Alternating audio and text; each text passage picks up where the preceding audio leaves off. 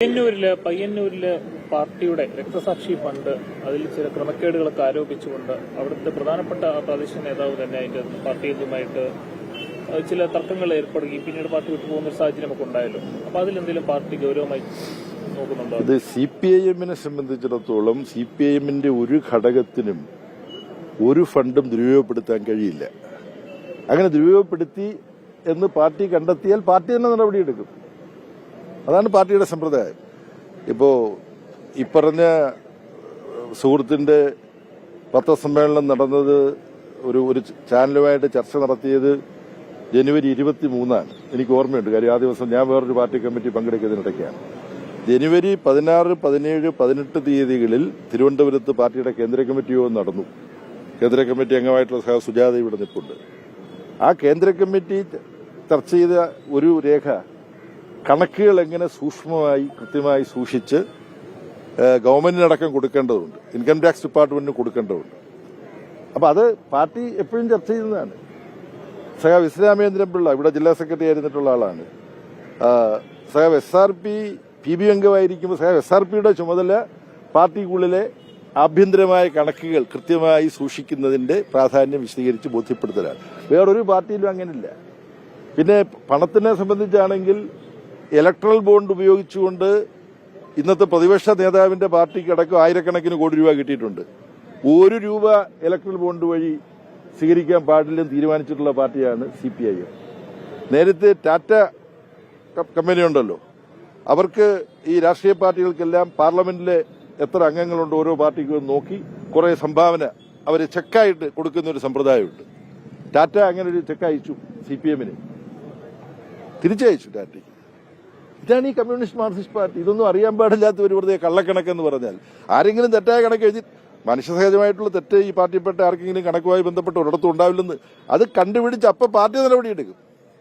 അപ്പൊ അതിന് ആരെങ്കിലും പത്രസമ്മേളനം നടത്തേണ്ട കാര്യമില്ല. അവിടെ രക്തസാക്ഷി ഫണ്ടോ പാർട്ടി ഓഫീസ് നിർമ്മാണ ഫണ്ടോ ഒക്കെ ദുരുപയോഗപ്പെടുത്തി എന്നുള്ളത് അടിസ്ഥാനരഹിതമായ ആരോപണമാണ്. പാർട്ടി തന്നെ അത് പരിശോധിച്ച് തള്ളിക്കളഞ്ഞിട്ടുണ്ട്. എന്നാലും ചിലർക്ക് പരാതി ഉണ്ടായെന്ന് വരും. ആ പരാതി ഉണ്ടെങ്കിൽ ഉപരി കമ്മിറ്റിക്ക് അയക്കാം, അത് പരിശോധിക്കും. ഇത് അദ്ദേഹം അങ്ങനെ ഉപരി കമ്മിറ്റിയെ സമീപിക്കുകയല്ല ചെയ്തത്. പിന്നെയോ BJP അധ്യക്ഷൻ നടത്തുന്ന ടെലിവിഷൻ ചാനലിന് ക്ഷമിക്കണം അഭിമുഖം കൊടുക്കുകയാണ് ചെയ്തത്. അപ്പൊ അത് പാർട്ടിയുടെ നല്ല താല്പര്യം പരിഗണിച്ചുള്ള ഒരു പ്രവൃത്തിയായിട്ട് എനിക്ക് കാണാൻ മാർഗമില്ല.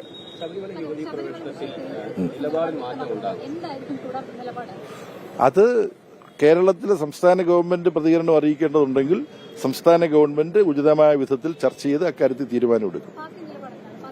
അല്ല, പാർട്ടി ഇപ്പോൾ ഉടനടി പാർട്ടിയോട് നിലപാട് ചോദിച്ചിട്ടില്ല. സുപ്രീം കോടതി പാർട്ടിയോട് നിലപാട് ചോദിച്ചിട്ടില്ല. അത് ഇവിടുത്തെ ഒരു വിഷയമാണ്. സംസ്ഥാന ഗവൺമെന്റ് അത് കൈകാര്യം ചെയ്തിട്ട് കേരളത്തിൽ ചർച്ച ചെയ്തിട്ട് തീരുമാനമെടുക്കാം.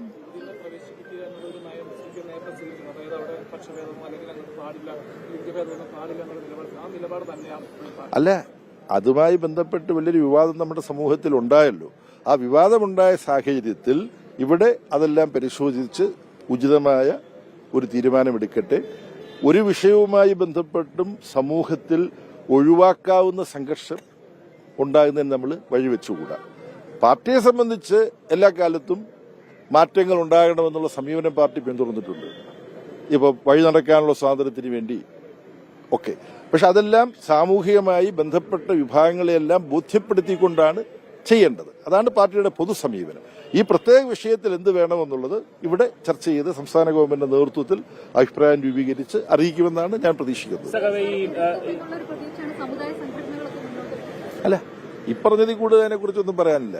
VS-ന്റെ ഏറെക്കാലത്ത് സന്ദർശിച്ചായിരുന്നു സുരേഷ് പാർട്ടിയിൽ നിന്ന് പുറത്താക്കുന്ന ഒരു സാഹചര്യം ഉണ്ടായിരുന്നു. ഇപ്പൊ അദ്ദേഹം UDF-നൊപ്പം ചേർന്നുകൊണ്ട് മത്സരിക്കാനുള്ള സാധ്യതകളൊക്കെയാണ് വാർത്തകൾ വന്നുകൊണ്ടിരിക്കുന്നത്. അപ്പൊ അദ്ദേഹത്തെ ഒന്ന് ചേർത്ത് പിടിക്കുന്ന കാര്യത്തിലൊക്കെ പാർട്ടിക്ക് വീഴ്ച സംഭവിച്ചു. അദ്ദേഹം പലവട്ടം പാർട്ടിയോട് ചോദിച്ചതാണ് തന്നെ തിരിച്ചെടുക്കണമെന്നുള്ള കാര്യം.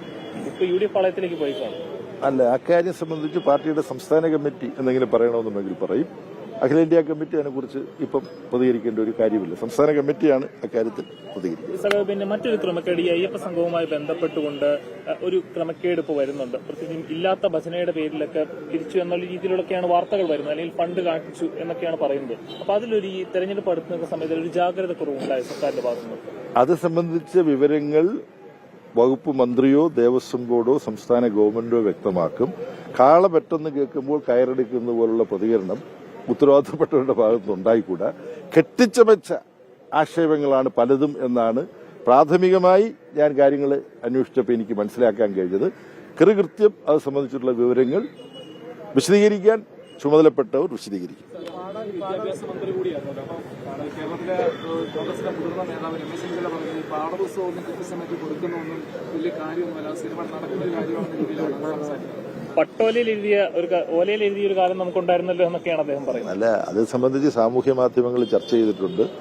ഈ ജില്ലയിൽ നിന്നുള്ളൊരു MLA കൂടിയായിട്ടുള്ള എന്റെ സുഹൃത്ത് ശ്രീമാൻ രമേശ് ചെന്നിത്തല UDFന്റെ ഭരണകാലത്ത് സ്കൂൾ വിദ്യാഭ്യാസവുമായി ബന്ധപ്പെട്ടുണ്ടായിരുന്ന നമ്മളെ ദുഃഖിപ്പിക്കുന്ന അപാകതകൾ, തകർച്ചകൾ, പരീക്ഷാ പേപ്പർ ചോർച്ച, പരീക്ഷാ പേപ്പർ ചോർത്തിക്കൊടുത്ത് പണമുണ്ടാക്കിയ അഴിമതി, പുസ്തകങ്ങൾ ലഭ്യമാകാത്ത ഇത്, ഓണം നേരത്തെ വന്നതുകൊണ്ടാണ് പാഠപുസ്തകം വിതരണം ചെയ്യാൻ പറ്റാതെ പോയത് എന്നൊക്കെ പറഞ്ഞിട്ടുള്ള പലതും ഞാൻ തന്നെ സാമൂഹ്യ മാധ്യമങ്ങളിൽ വായിച്ചിട്ടുണ്ട്. അപ്പം സ്കൂൾ വിദ്യാഭ്യാസ രംഗത്ത് ഇപ്പം 5 വർഷം സ്കൂൾ വിദ്യാഭ്യാസത്തിനടക്കം ചുമതല വഹിച്ച ആളാണ് ഞാൻ. ശിവൻകുട്ടി ഈ സ്കൂളുകൾ നവീകരിക്കുന്നതിൽ, സ്മാർട്ട് സ്കൂളുകളാക്കി, ക്ലാസ് റൂമുകളാക്കി മാറ്റുന്നതിൽ എല്ലാം ഈ ഇപ്പോഴത്തെ പിണറായി വിജയൻ ഗവൺമെന്റിന്റെ കാലത്ത് ശിവൻകുട്ടിയുടെ നേതൃത്വത്തിൽ നടന്നിട്ടുള്ള അമ്പരപ്പിക്കുന്ന മുന്നേറ്റം, അതിൽ കിഫ്ബിയുടെ പങ്കുകൊണ്ട് അത് ആശുപത്രികൾക്കും ബാധകമാണ്. ഇപ്പൊ പുനലൂർ താലൂക്ക് ആശുപത്രി 7-8 നിലയുള്ള കെട്ടിടമാണ്. എന്റെ ജില്ലയാണ് കൊല്ലം ജില്ല. അപ്പൊ ഈ ഗവൺമെന്റ് എല്ലാ മേഖലയിലും വലിയ നേട്ടങ്ങൾ കൈവരിച്ചുകൊണ്ടിരിക്കുമ്പോൾ അതിനെ നിസ്സാരവൽക്കരിക്കാൻ, ഈ പുസ്തകങ്ങൾ, പാഠപുസ്തകങ്ങളെല്ലാം കുട്ടികൾക്ക് നേരെ എത്തിക്കുന്നതൊന്നും വലിയ കാര്യമല്ല എന്ന് ശ്രീ രമേശ് ചെന്നിത്തല പറഞ്ഞതിനെ വലിയ ഗൌരവത്തോടുകൂടി കേരളത്തിലെ ജനങ്ങൾ കാണണം. വളരെ പ്രധാനപ്പെട്ട ഒരു കാര്യം, ഒരു പ്രാധാന്യമില്ലാത്ത കാര്യമെന്ന് പറഞ്ഞ് ശ്രീ രമേശ് ചെന്നിത്തല നിസ്സാരവൽക്കരിക്കുകയാണ് ചെയ്തത്. UDFനെ ന്യായീകരിക്കാൻ വേണ്ടി ഇത്തരത്തിലുള്ള പല അധമ പ്രവൃത്തികളും എന്റെ സുഹൃത്തുക്കൾക്ക് നിർവഹിക്കേണ്ടി വരുന്നുണ്ട്. അവരോട് പക്ഷേ എനിക്ക് അതിന്റെ